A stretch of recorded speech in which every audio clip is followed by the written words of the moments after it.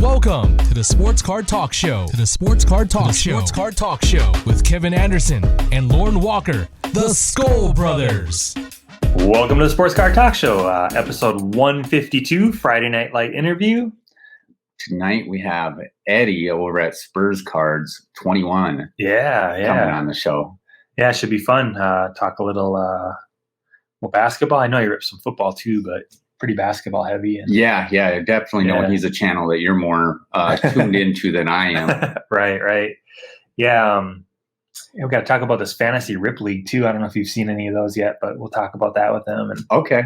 Yeah, it's pretty cool. Do a little trivia? Yeah, let's do it. All right, cool. What position did Mike Morris play starting 154 straight games for the Vikings from 1991 to 1999? He was our long snapper. Yes. In the Twins championship season of 1991, what switch hitting designated hitter led the team in doubles, home runs, and RBI? Chili Davis. What University of Minnesota tight end earned the 2006 John Mackey Award as college football's best tight end? 2006 University of Minnesota Gopher. That one's a little bit tough. I want to say his last name is Carlson. No. I was going to say John Carlson is his name, but Matt Spieth. Oh, okay. I kind of like that. What two-word nickname appeared on a fan-made banner that would regularly hang in the Metrodome during games pitched by lefty Frank Viola? Gosh, it was a sweet music. Yep. Whew. Yeah, really good, dude. Only one wrong on that. Yeah, that Matt Spieth one hit.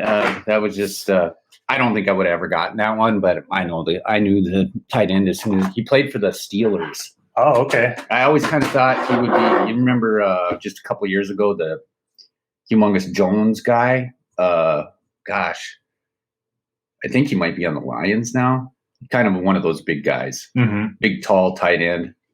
He would be on the field with Keith Miller a lot. Oh, okay. And I thought they would be kind of a duel, like almost like the Hernandez Gronk type tight end matchup issues, but Spaeth never really translated to the pros. Right. Yeah, we're kind of in the midst of this Build-A-Box challenge. Yeah. Got a couple cards already. By the time this comes out, it might be done, but I've got a few in my watch. I've bid on a few, and then I haven't been able to get on and get a few more, but I think this is going to be a lot of fun. Oh, for sure. Well, should we dial Eddie up? Yeah, let's do it. All right. Ring-a-ling ding dong. All right, we got Eddie dialed up. How you doing tonight, Eddie? I'm doing good. How about yourself? We're doing good. Yeah, we're doing good. Yeah, we're doing really good. This whole time thing, time difference really got us. We are trying to figure out a time that we could all hook up here. Right, yeah. So you said how I'm doing tonight. It's still like afternoon here. I know. That's why I'm like, wait, no, it's not really night for you, but it's probably you're probably always doing good in Hawaii, right? Yeah. Well, actually, it's been a little hot recently. So, but hot for us is like the upper 80s. Oh, okay. So that's hot, but yeah, it's been pretty nice out here. You just about doubled us up today. I think our high temperature was 46. Oh, wow. Okay.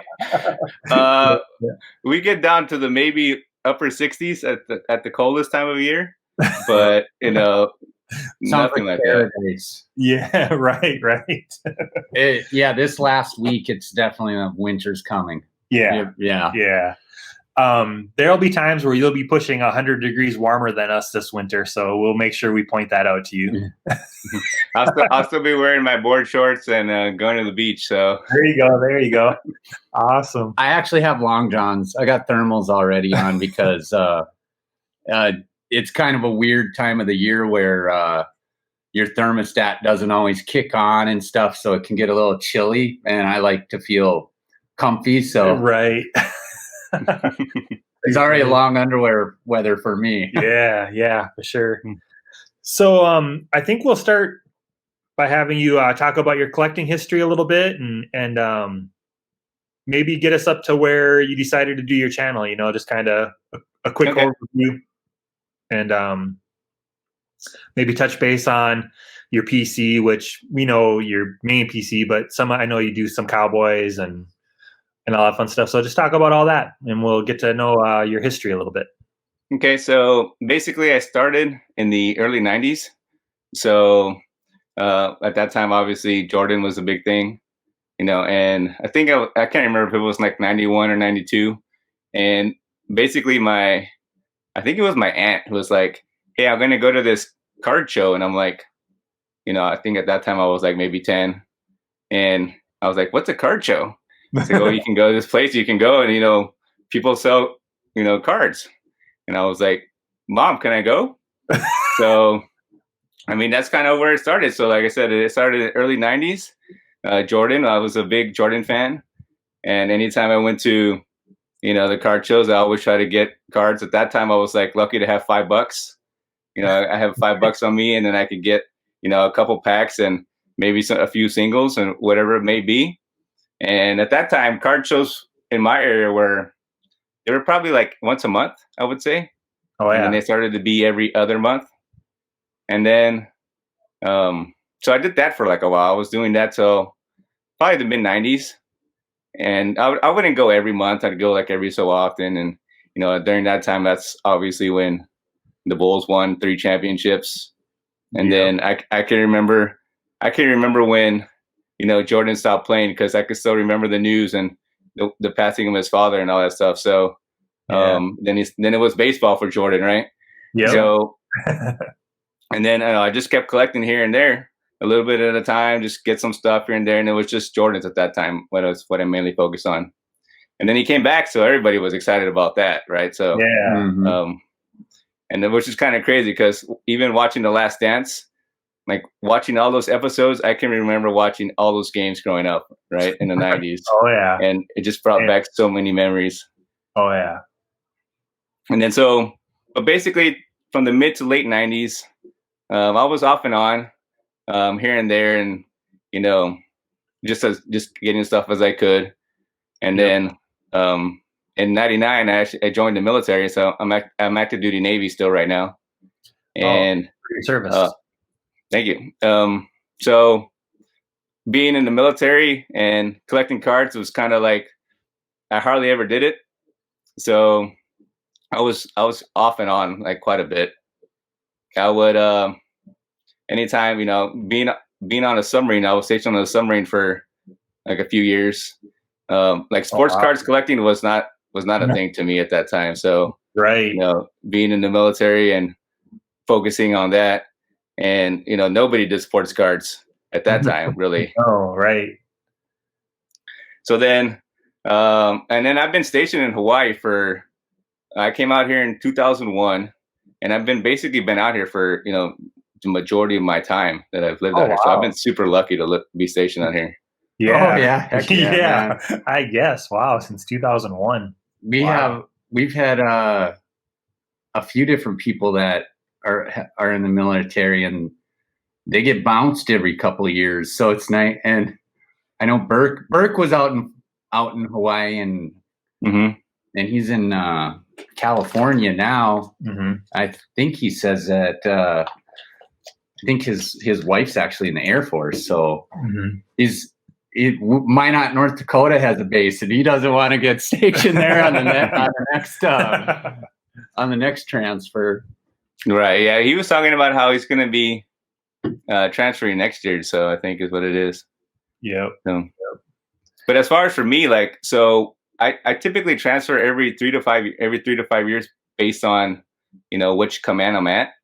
Yep. And I've been lucky enough to be at a new command out here in Hawaii. So you just do a different island then, or? No, it's all on Oahu.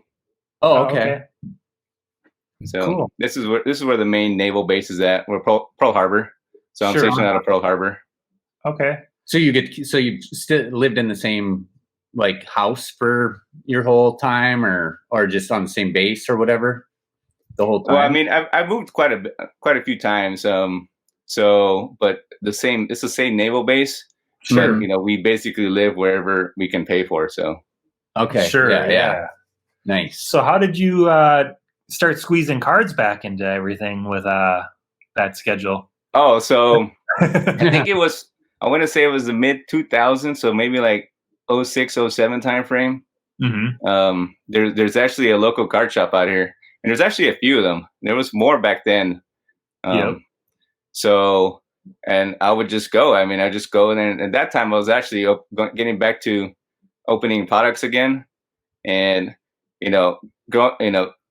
watching basketball in the 2000s was, and originally being from Texas, everybody was a Spurs fan, right? So I was a Spurs fan, right? Especially in 99, the year I joined the military, and the Spurs won the first year, right? The first of 5. Yep. So I basically just went to a card shop and just started back up again, just getting packs. Yep. Cool. So being the Spurs fan, that's kind of equated to choosing Duncan as I mean, well, I was always an Admiral fan. Yeah. And, David Robinson, and especially, growing up, obviously, with him playing against Jordan and all that stuff. So, but then when Tim Duncan, and then I always became like a fan of I wanted to be a fan of somebody that was great, right? And, I couldn't think of nobody better than Duncan at that time. And he just got better, it seemed like. Yeah. Just so consistent, and man, just sweet player. In my opinion. I know we discussed, like, one time we were discussing when me and Kevin used to help me on Sundays with my work, and we would talk we'd be together all day. And one time we were talking about our all-time starting 5, and I think Duncan would be the, at the 4 spot in my starting 5 is the greatest power forward of all time. Just his game is, he isn't one of those guys that completely dominated the what's it called, the stat sheet. Mm-hmm. But he did, but he wasn't like. But he just his all around game was just everything, Right. Yeah. He was definitely that silent but deadly guy. That's for sure. Right. Yep. For sure. I couldn't stand the Spurs because at the time Kevin Garnett was great, and the Spurs were the team. The Spurs and the Lakers were, flip flopping who was going in the NBA Finals there for years. And there's always talk, about Duncan being better than Garnett and stuff like that. So I couldn't stand the Spurs. But then when I started watching basketball a bit more, I just loved the way the Spurs played. They always made that extra pass that made the basket so much easier, And it was almost Showtime Lakers, like the way they moved the ball, Yeah, that's true. Right. Yeah. As far as how you felt about Kevin Garnett, that's how I felt about Kobe. Yeah. I mean, Kobe's one of the greatest too, and being a Spurs fan, like you said, them going back and forth through the 2000s was, you didn't like the Lakers if you were a Spurs fan. Right. Yep. Right. What else is on your PC list that you make room for besides Duncan? So, like I said, growing up in the 90s, I was a big Cowboys fan. So I do PC a lot of Emmitt Smith singles. Oh, okay. And as far as for other sports, and then recently I've been kind of not really PCing, but just building up stashes of different vet stars. Oh, okay. So I mean, Kevin Durant went to the University of Texas, and I've always been a KD fan, and so. And he's got championships, and it's just a matter of time before he retires and is in the Hall of Fame, right? So, right. I'm excited to see what the Nets are going to do next year, right? Hopefully with him and Kyrie, right? But as far as but basically, for sports go, I just mainly focus on basketball, and even though I've been opening football and very little baseball. to me, it's not nothing that I see long-term wise, but, Right. it's just fun to open. It is. Yeah. Yeah. I'll open just about any sport, not necessarily any product, because I don't really want to do the hit or the leaf or or any of those, but sage or whatever those ones. Sage, yeah. But yeah, same thing. It's just fun to rip sometimes. I've not a humongous baseball guy, but I'll even buy a box here and there if that's what's on the shelf. So hopefully there's something on the shelves, right? And lately I won't do Allen and Ginter either. That's been on the shelf a couple times when I went there, but just can't do that one. So let's forward a little bit into what how did the channel, like, how did you decide to start doing the channel? Oh, right. So yeah, like, unless there was something in that time frame that would be that you wanted to touch base on, but we'll start talking about the decision to do the channel and all that fun stuff. Yeah. So I want to say it was probably like either 4 or 5 years ago. I can't remember. So basically, when I started watching, I was watching YouTube, I guess, and I was like, "Hey, there's people opening cards on YouTube," and I'm like, and then I think at first I was watching a breaker, and I was like, people are paying for spots to break somebody else to open cards or something like that. Yeah. So then I realized that I don't know if Jav's family, but Jav's family is like the first guy that I started watching for when it came to opening products. Yep. So I'm not sure how long he's been going for, but I feel like I've been watching him for years, it seems like. Right. But he was one of the first ones that I watched for quite a while.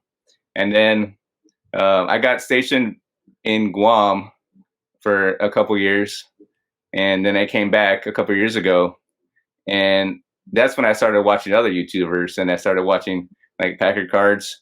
So Packer Cards 87, I'm going to be upfront with you. I kind of stole his idea when it came to my name. So so that's where the Spurs Cards 21 comes from. Oh, okay. Sure. But yeah, that's where I initially got my name from, was from Packer Cards 87. And so I figured that, that was kind of cool. That totally makes sense now that you said that, but I didn't put that together. But as soon as you said it, I'm like, okay, that makes sense how you came up with that. Cool. Right. And then so I was watching him, and I started to watch, other YouTubers and last year. And I've been talking to the wife about, wanting to start it, because I've been focusing on Tim Duncan PC for a few years, like to where I was looking for all his PSA 10s, and I was looking for any autograph card I could find. And, at that time you can get a Topps Chrome PSA 10 Duncan for $100, right? And now those things are going for like 5,000, right? Which is ridiculous, right? So, so at that time I kind of knew. I mean, this was probably a couple years ago, and he already retired. Everybody knew who was going to go into Hall of Fame. It was just a matter of when he was up. So I told myself, you need to get this stuff before it skyrockets, and so that's where I kind of focused on getting all that. And then I was like, well, what better way to kind of show what I have? Because after watching Packer Cards 87, he'll put his cards, his cards in the background, and his Jordy Nelson's in the background. And I was like, man, that's an awesome idea. Put your PC in the back so you can see what show people your PC, and then you can also open products at the same time. Yeah. Right? So I mean, I kind of just I stole his idea, I guess. I mean, I don't know if I stole it. I'm borrowing it, but right. I think so. That's kind of where my channel got started. But. Yeah. Cool. So it was just from watching others. That's kind of typically what we run into. I was watching him several years ago. Like, it's funny when you watch people, and I'm like, I remember when he had 1,000 subs. He's at 60,000 or whatever it is now. Right.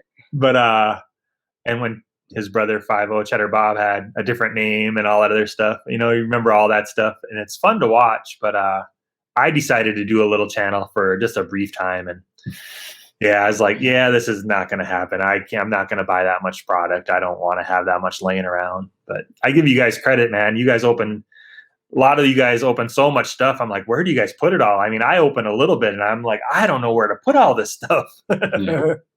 Yeah, I know. It's like that too. It's like I'll go and organize my stuff, and then a few days later, everything is just way back to where it was at. Like, I just looked at my shelf the other day. I'm like, oh no, I got to go through this again.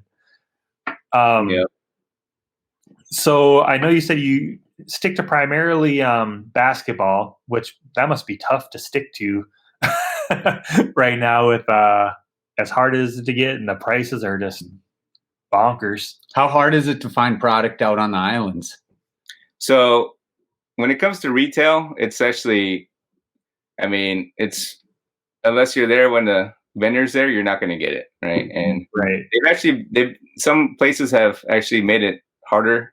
So, well, not harder, but they've, limited people to, a quantity amount. Yeah. So, but the thing is that, by the time you have, if you're working or something and you have the time to get there, it's already, it's gone anyways. Yeah. So it's kind of like, you can try to just pay a little upcharge for it, basically what you can think, and not have to worry about going to, spending gas and all that stuff. Right. But, if you have the ability to go, or get up super early and, that may be something you may want to do, and it may be worth it, but, it's kind of hard to do if you have to work. Oh, for sure. For sure. I always joke that if I could, I would ask my work to have the stock day off if I was willing to sell the stuff. But I'm not. I'm teach their own, but I'm not going to buy it and charge 5 times the price. I mean, I won't do it. Not that there's anything wrong with it. I get why people do it. If people are willing to spend the 5 times worth, I probably should do that. How many has it been? Like, I don't know, a month or two that you've found? Kevin found out that a guy just basically follows the stalker from one store to the next and just buys out the shelf, like puts everything in the cart and takes it all. It doesn't even make it on the shelf. It's straight from box to his cart. Yeah. Like, and so this guy's making, on that one day of following the stalker around and then turning around and selling on eBay, has probably made thousands and thousands and thousands of dollars each trip. Yeah, every trip, So I ran into him again this past week, and he actually had his girlfriend with him, and he bought the cards, and she went and bought all the boxes to sell the cards. So I'm watching her check out with a stack of boxes. Must have been 50 of them. Like, oh, no wonder why there's never any boxes to ship. They're not only are they getting the boxes, they're buying the shipping. Boxes. They're buying the shipping supplies to ship the boxes. So, anyways, didn't mean to get on a tangent there, but yeah, no worries.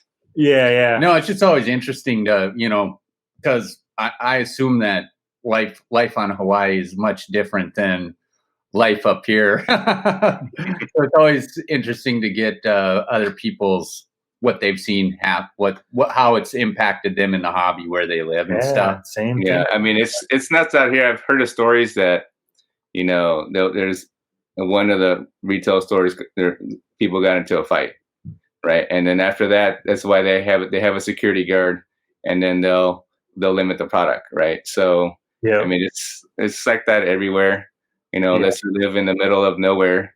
But out here where I live, there's almost 1 million people that live on Oahu, right? So there's a lot of sports collectors out here too. Yeah, even the small towns, they're getting hit by these people. I can't remember. I think it was stand-up displays on Instagram posted something where he ran into the person that's doing it, and he's like, me and my associates clear out the region, not the area, the region. Wow. And he calls them his associates. They're not friends. They're just associates. Mm-hmm. They go and do a whole region. I'm like, oh, so every little small town, everything's getting hit. Anyways, it's like a syndicate organization. Yeah. Like black market sports cards. Yeah. I really am leaning towards, if I find some, I might have to try and sell it. I don't know. We'll see. I've said I won't, but we'll see. Yeah, like if I find it, it's because the thing with me, if I find it, you know, yeah, you can make some money off of it, but like, what if it was the big one, right? You know, something like that. So like, there's been a couple times I've gotten some stuff, and you know, I'll sell it to a really good buddy of mine, and if I sell it to him, I'll just sell it to him for what I paid for it, basically. And he's gotten like, man, you got that stuff, and then I missed out on it, right? So, but I was happy he got it, you know, because I sold it to somebody I didn't know. I'd rather a friend of mine have it and gotten it than, you know, somebody random that I sold it to and they got something big, you know? Yeah, that's totally the thought process I take too, because we have a pretty big size Instagram chat group, and we try and help each other out by finding stuff. While I was actually getting lucky for a little while, and I was sending out mega boxes of Topps Chrome, and I'm watching them rip them open, and you know, it's the Lou Bobs and the redemptions for autographs and all this other stuff, and I'm like, well, I don't really care about the baseball so much, but that was a lot of money they opened, and I could have sold it for double or triple, but it's cool that, you know, friends got it and they were super excited about pulling it. So I totally get what you mean by that, you know? Yeah. Usually Kevin with basketball, he'll open a couple, and if you were to send some out and the one that got the big hit was somebody that it is nice though when you know it's a friend versus, because you know, if they win, you win. You celebrate the victory with them. Whereas if it's some guy that you just randomly, you better get your 5 times worth if it's just some dude that ordered it off. I was just looking back here, like we have this one we're giving away, Illusions Mega Box, and then over on the other side I have a Chronicles Mega Box and an Optic Mega Box that we're giving away, and it's killing me every week to have to look at them knowing that who knows what's in those boxes. Yeah, I know. Oh man. Fun stuff. Kevin's done some rips and he's had some dud boxes, and I think it just eats him, and he's like wants to open them. He knows that there's got to be something good in it. At least, you know, if he's got a stack of boxes, there's got to be one good, you know, a Zion something or another, Prism Parallel of some sort, and somebody else is probably going to get it if he doesn't open it all. I know. It's like it makes you hungrier if you don't get it, right? So yeah.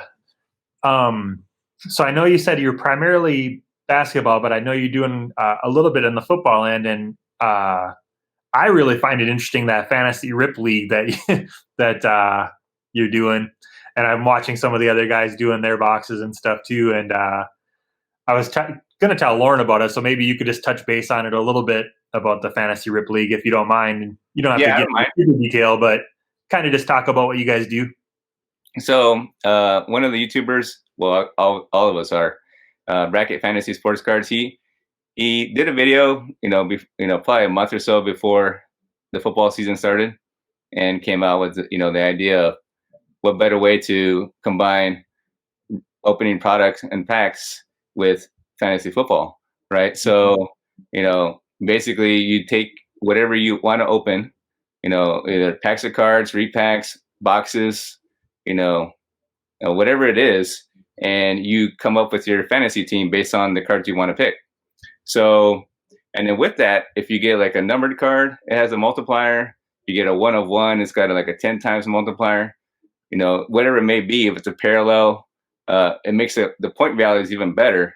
So obviously, if you get some no-name guy who's a 1 of 1, that's not even going to play 1 minute worth on the field, you may not want to play that card. So because you're picking your players based on what you think they're going to score on fantasy, NFL fantasy, and then hopefully you beat the whoever you're taking on that week.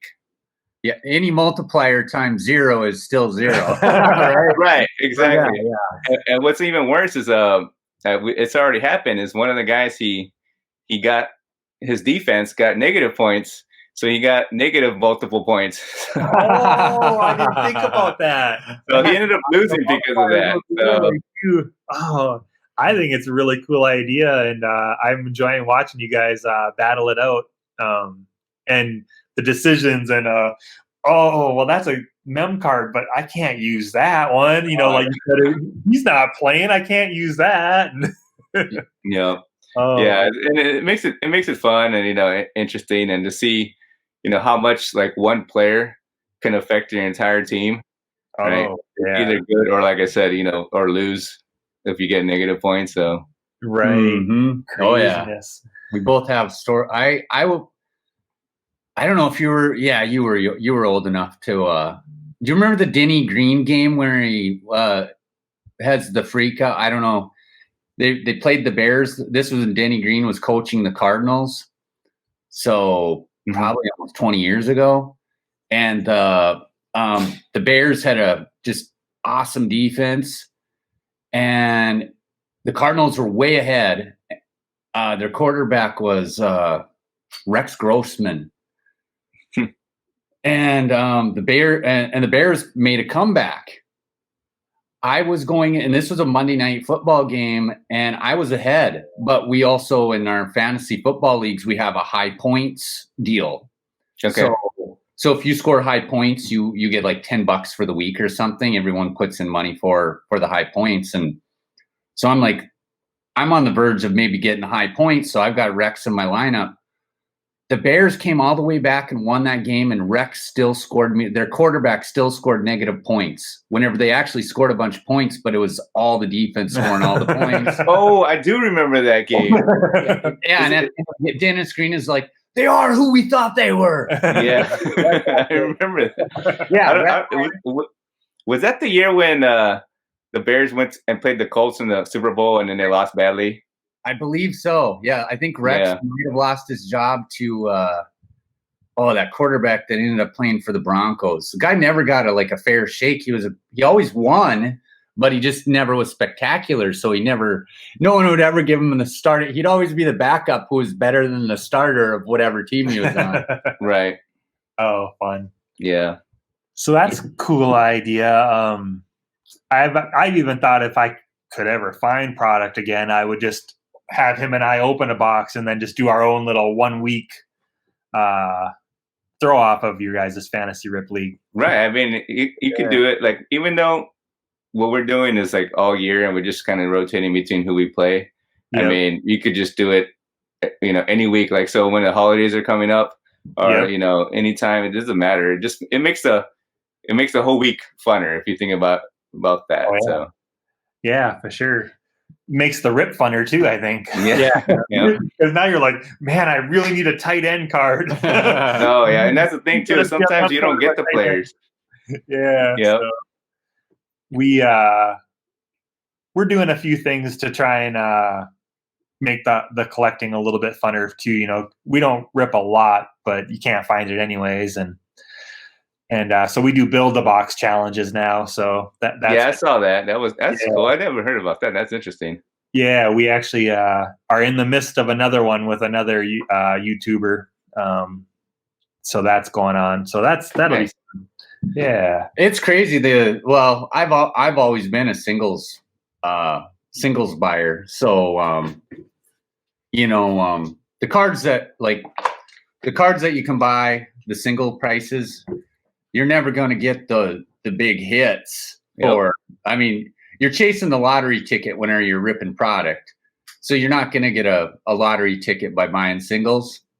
You're better off going for the box in that right. regard. But, because by PC Vikings, I've built just an amazing collection of Minnesota Vikings, and doing the Build Box challenge, you can pick up a lot of really cool cards for what you see some YouTubers get in their boxes. Sometimes that $200 box, you might not only have $40 worth of cards by the time you get done ripping it all. So right, yep. And that's the thing about the rippers on YouTube is they're doing such a great service to the community by showing. If you watch enough videos, you're like, man, I really don't know if I want to take a chance spending $200 on that box. Exactly.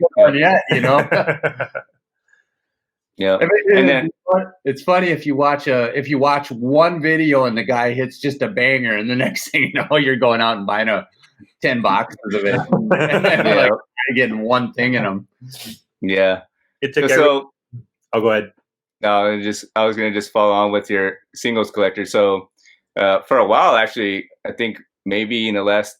So when 10 years ago, I guess, when I told you, I said I started, was opening products and all that. Then at that time, I was like, man, I'm not getting anything I wanted. Right. So, for years, I was focusing on Tim Duncan. And for the longest time, I was I would look for daily. Even now, I'll look daily to try to find, that Duncan PC card that I don't have. Right. So, because opening product, even when it was cheap, was still not worth it to me. So, and then I was never getting what I wanted, and I was like, man, why should I spend? At that time, $100 you can get the best box of cards for $100. Yeah, right. Yeah. So a hobby box of the best thing for $100, but it wasn't making me happy enough, to get. Because why would I spend $100 on that when I can get 10 Tim Duncans, right, or whatever it may be? Yeah. So, I focused a lot on my singles at that time, and then until a couple years ago, is when, when I finally came back from Guam, I started thinking about, hey, I might want to start a YouTube channel. So a lot of time went by, and I was like, well, what better way to, like I said, what better way to show my PC, and then I can also open product. So, and then I can hopefully use that product to, reinvest and get more product out of it, right? So in order to show people what you can get and all that stuff. Yeah. And not just focus on Tim Duncan PC, but I'm also showing people what you can get inside different things. Yeah, that's cool. I think we'll talk a little bit about the grading, because I know you do quite a bit of that, and then maybe we'll see how things are going after that, and maybe that'll be the last little segment here. I think you just did a little teaser of a reveal coming up. So by the time this comes out, I'm sure you all already have the videos out. So why don't you talk about grading a little bit, and how you decide what you're going to send in, and what you're hoping for. I kind of know just by watching, what you talk about, but maybe touch base a little bit here. I know I'm looking at a stack of graded cards next to us, and we're contemplating doing another one. So be interesting to hear your thoughts on it. Okay. So like I said, there's a lot of guys out here that, collect sports cards, and then there's a local Facebook group. So, that's how I got in touch with a lot of people, and we're fortunate enough that there's a guy out here that, does submissions, and he does submissions like weekly. And anybody could do it, right? You can just send the cards in yourself, and just pay the initial fee and all that stuff, and do it yourself. But a lot of the guys out here go through him, and I think it was in maybe March or April of this year. I just contacted him on Facebook, and like, hey, what all do I got to do to submit cards, and this and that. So back in February, I went to this collector's expo out here, and it was right before everything that happened, right before everything skyrocketed as far as for the market goes and everything. So I had picked up a lot of cards, and stuff that I thought might be valuable. And at that time, it's like, I'm going to go ahead and put my foot in the door and submit cards, and gave him a bunch of cards to submit, and that's where it's kind of gone. So at that time, he was doing a cleaning service. So you pay him a couple bucks, and you clean the cards, sleeve them, and all that, and then you pay the grading fee on top of that. Right. But now, since he deals with thousands of cards, even a couple bucks, $3 a card is not that much because of the amount of cards he deals with. So he kind of did away with that. So then I figured, I can clean cards, and I can put them in sleeves and top load them and give them to him so he can send off. So I started doing that, and I think I've done 6 submissions, and I've gotten back 3 so far. So I just got back a submission that I sent off in July, and it seems like a 20-day submission is taking about 3 months. Okay. And now I've done 3 more submissions since then, to try to, I tend to try to space them out so that, every 3 or 4 weeks, I get something back. Right. if I get something back now I think I'm to the point that if I get some cards back, I'll just trade them, right? I'll give him cards to send and I'll get cards back from him. So and I just gave him another submission a few days ago too. So it just kind of worked out perfectly. Yeah. Nice. Yeah. Are you scoring good on your grades? I mean, so I'm getting right now, I'm getting 50%ish or under 50%. And the thing is, I try to shoot for 9s, because when I look for cards, you can make money off of 9s if you're trying to sell them, right? So, and if it's a card that I'm going to go and buy to try to, invest and submit, I look at how much the card is, how much it costs to grade, and is there still money to be made off a 9? And if there is, you're already in the positive. So, because chances are, if you're looking at the card and, you think it's a 9, you're most likely going to get a 9. And if it's a 10, then you're tripling your money. So, when it comes to figuring out which ones to submit, and I've been more selective recently, because one of my submissions, I got a whole lot of 9s and even a bunch of 8s. And I was like, I need to be more selective in what I submit, because even if you get a 7 or an 8 in a card, selling it ungraded is more. Most of the time people will pay more. But the thing you got to worry about too is if somebody buys it, an ungraded card, and they think, it's worth this much, and then they be like, oh, it's got a blemish on it, and then send it back to you or whatever, So then you got to worry about that aspect. Right. So I'll look at the cards, hope for a 9. And if I get a 10, that's just even better. Sure. Do you do quite a bit for the reselling purposes? I suppose that kind of helps you along on the channel too, or? I've done some, not a whole lot. I've only done it with locally. Oh, okay. So a really good buddy of mine who been giving me good deals on stuff. And I'll sell it to him because I know he does the same thing. He'll buy and resell. So if I make money off of it, I'm happy, and then I also help him out because then he makes money off of it. So but I've been getting more stuff back recently, and I haven't quite figured out if I'm going to go ahead and start selling more or not. That whole collector inside of me makes it harder to want to sell. That's for sure. So do you if the price is there your per PC collection, is that untouchable to sell, or is there a price on some of those cards that you'd be like, oh yeah, I'd sell that for that? Every card has to have a price, so. Right. When it comes to my Duncan collection, it'd have to be a really high price. You'd have the I don't want to sell this price on it. Right. It'll be the price just to list it. And if somebody wants to offer it, and then, okay. But gotcha. Lorn has a whole collection like that. I had someone ask me if they were kidnapped and the ransom was my card collection. I'd be like, sorry, man. I told my wife, if the house burns down, you grab this box. This box of the cards. Right. Yep. You can leave the rest. Yep. Oh no.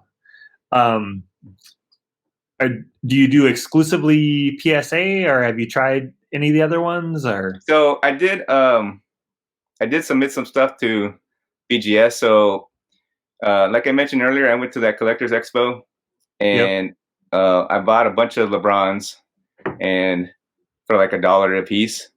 And then when everything happened with the whole first year thing, and then first year Prism was a thing when it wasn't a thing.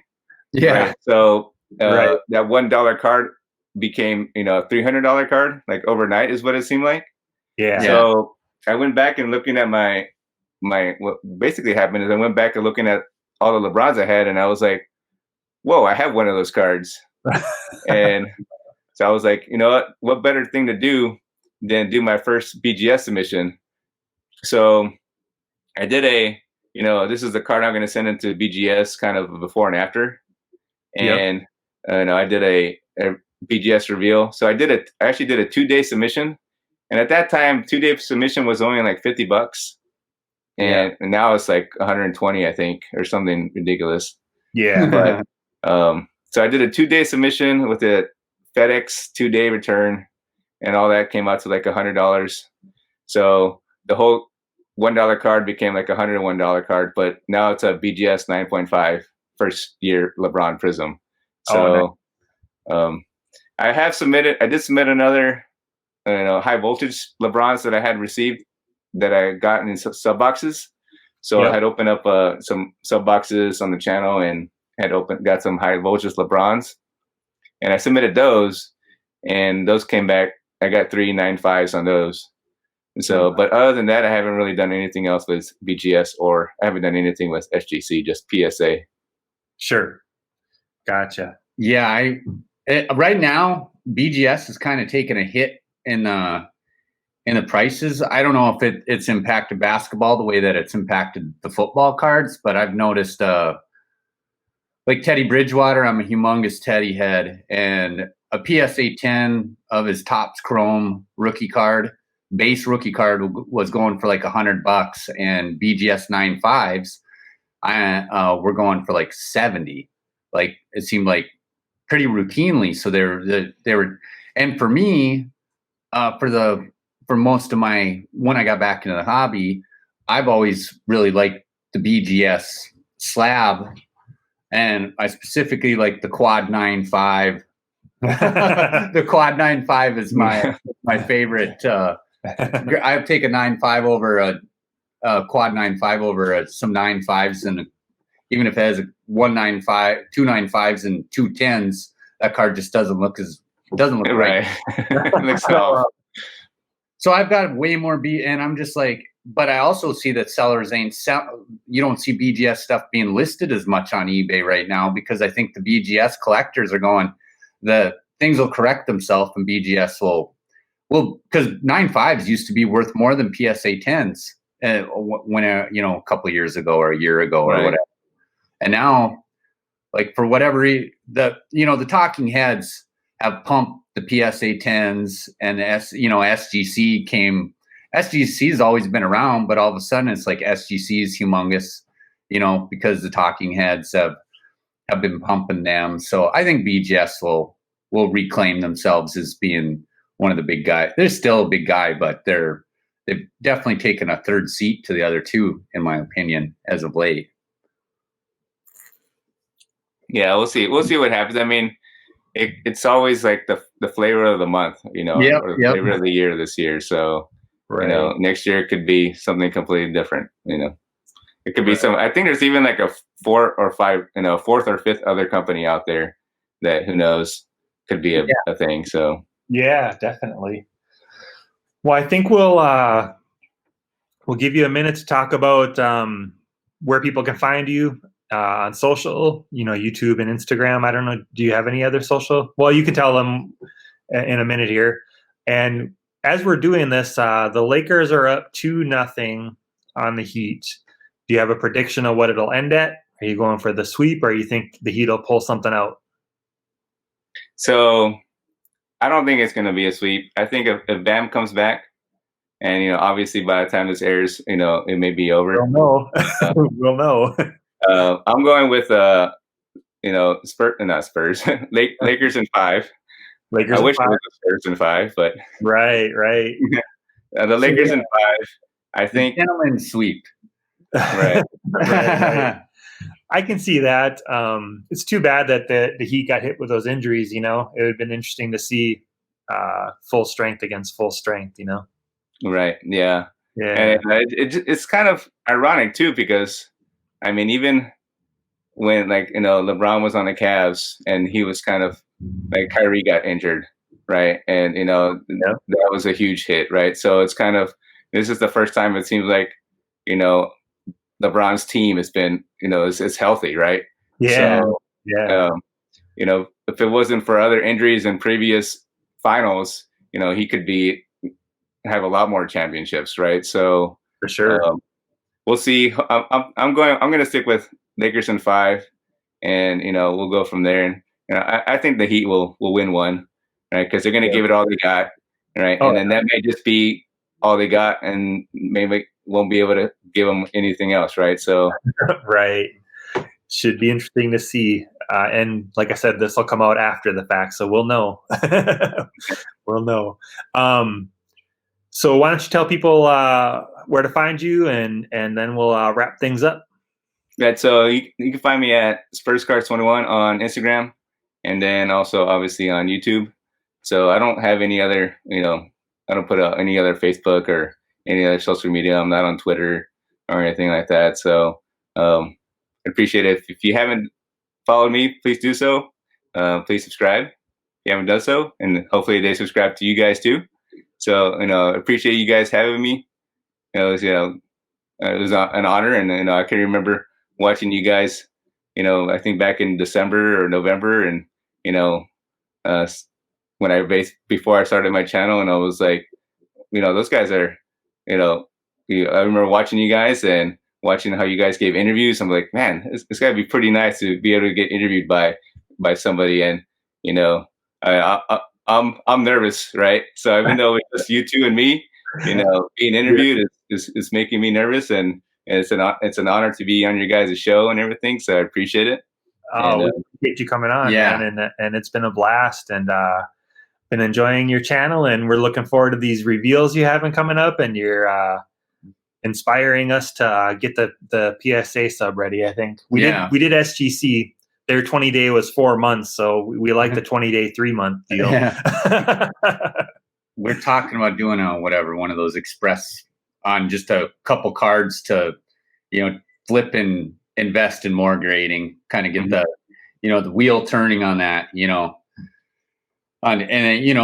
obviously we're all collectors, and a way to kind of fund your addiction is by selling off, doing a chunk of investing and flipping to be able to buy the cards that you're putting in the box that's getting hauled out during the fire. Exactly. Oh, man. All right, Eddie. Well, we really appreciate you coming on and spending some time with us, and definitely check them out if you're not already. I'm sure that everybody that watches us is definitely watching you, and look forward to all that you got coming up, and that'll bring episode 152 with Eddie at Spurs Cards 21 to a close. Skull Brothers out.